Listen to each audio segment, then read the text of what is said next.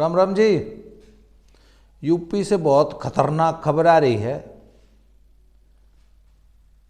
और खबर यूपी से आ रही है। Hook hook hook hook Haryana के कुछ लोगों को लगी हुई है।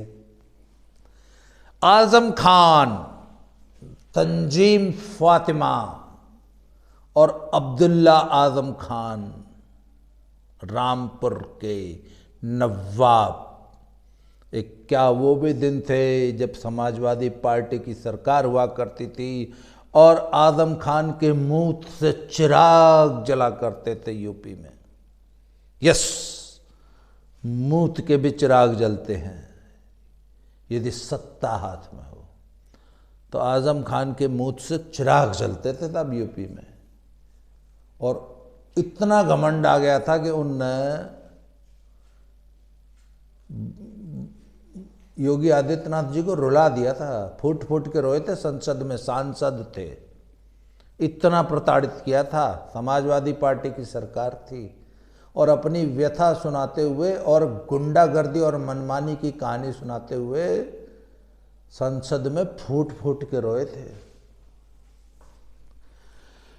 पर सत्ता के नशे में चूर आजम खान ने यह नहीं सोचा था कि ये आदमी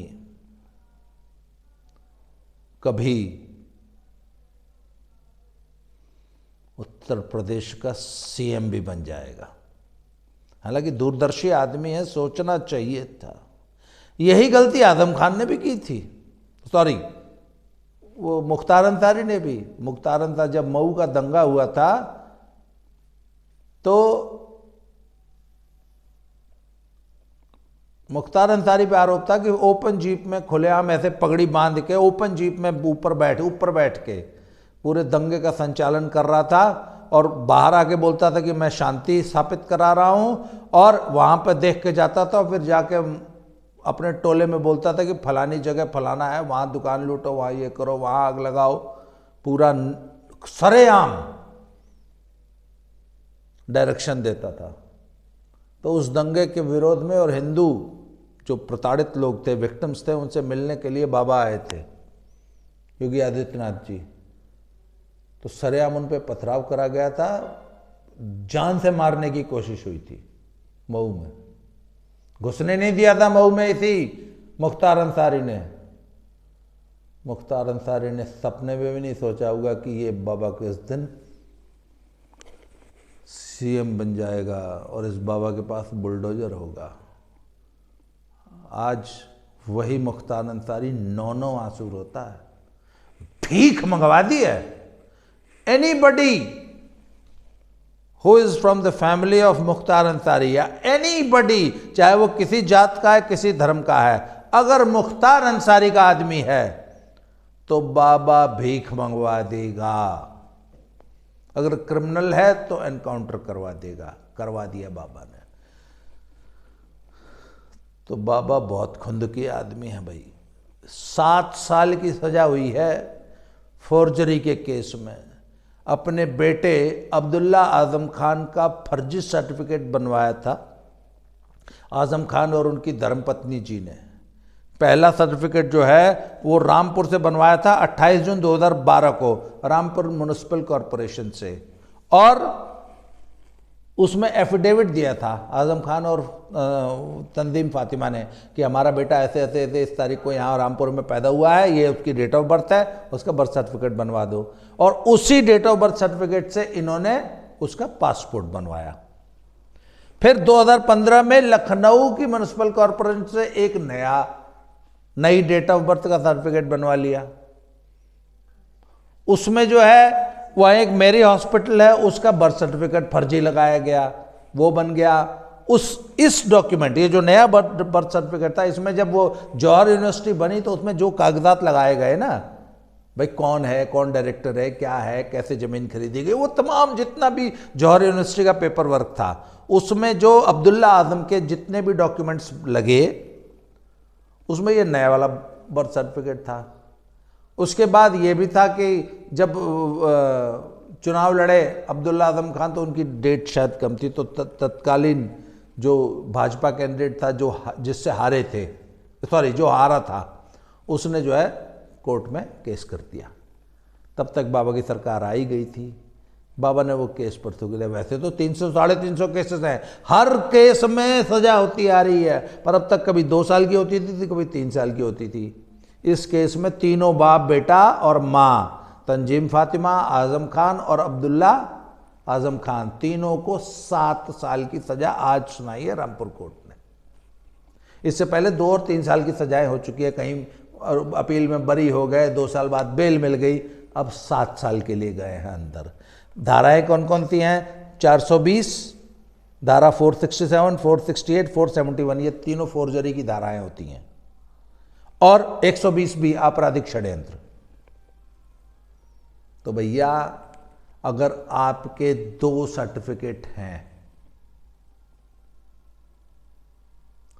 अगर आपने कागजों में फोर्जरी की है, तो 7 साल के लिए अंदर जाओगे। अब इससे मुझे ध्यान आता है, एक और केस हुआ था जिसमें एक बड़े राजनेता पर कुश्ती संघ पे कब्जा करने के लिए कुछ पहलवानों ने ऐसे ही आरोप लगाए थे। उसमें से एक जो थी उसके भी 2 बर्थ सर्टिफिकेट थे। एक में उम्र 16 साल थी, नाबालिग थी, और दूसरे में उम्र 19 साल थी। तो पैसे पूसे लेके या चाहे जैसे भी एफआईआर दर्ज करा दी। फिर कुछ लोगों ने समझाया, अरे ये थारा केस, और उसी पे पॉक्सो लगी थी।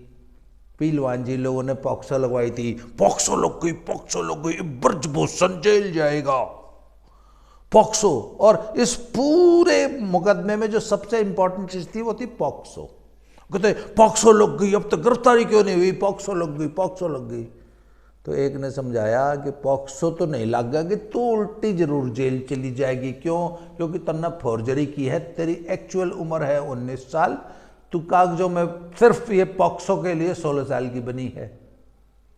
तो कहीं ब्रजभूषण को जेल भेजते भेजते तुम सारे जेल मत चले जाना। तो उन्हें तुरंत केस उल्टा ले लिया। क्यों? भैया जेल कौन जाएगा। तो भाई ये जितने उल्टे सीधे आरोप लगा रहे हो ना पहलवानों, ये जितने फर्जी डॉक्यूमेंट दे रहे हो, फर्जी एफिडेविट दिए हैं तुमने सबने, ओवरसाइट कमेटी में ये फर्जी। तंजीम फातिमा ने क्या किया था? एक फर्जी एफिडेविट तो दिया था कि मेरा बेटा यहाँ पैदा हुआ रामपुर में इतनी तारीख को, फर्जी एफिडेविट फर्जी था। 7 साल के लिए गई है अंदर। पहलवान जी देखियो, पहले भी 20, 22, 25 पहलवान बेचारे उड़े तिहाड़ में सड़ रहे हैं। एक 1.5 कमरे की बरसाती कब्जा करने के चक्कर में पहलवान जी उड़े। 200 करोड़ का आदमी था बेचारा, जेल चला गया, जिंदगी जेल में बीतेगी। भाई पहलवानों, धर्मजीवियों, ध्यान रखियो कि तो 7 साल की न चली जाए। ब्रजभूषण को जेल भेजते भेजते खुद मत चले जाना। बहुत फर्जी डॉक्यूमेंट तुमने भी जमा कर रखे हैं, ध्यान रखियो भाई। ये भी मौका पड़ा है। एक तो उल्टी लेके भाज गई ना, मेरे से गलती हो गई, मेरे से को तो बहका के मेरे से एफआईआर दर्ज करा ली। जो जितनी डूबता जहाज है भाई, जो जितनी जल्दी कूद जाएगा बच सको ही भी। वो आज एक पहलवान और एक पहलवाननी और उसके पहलवान पति की फोटो छवि घने घने से थोड़ा लग गया। मैं तो कपल तो बहुत शानदार। मन उस पर लिखा है, अरे माफी मांग लो, ब्रजभूषण बहुत बढ़िया आदमी है, माफ कर देगा। भाई 7 साल की जेल होगी, फर्जी आरोप लगाए हैं, फर्जी डॉक्यूमेंट दिए हैं। खरीकोटी में आज तो घनी खरीकोटी होगी। बहुत बहुत धन्यवाद। अगली खरीकोटी फिर कल सुनाऊंगा।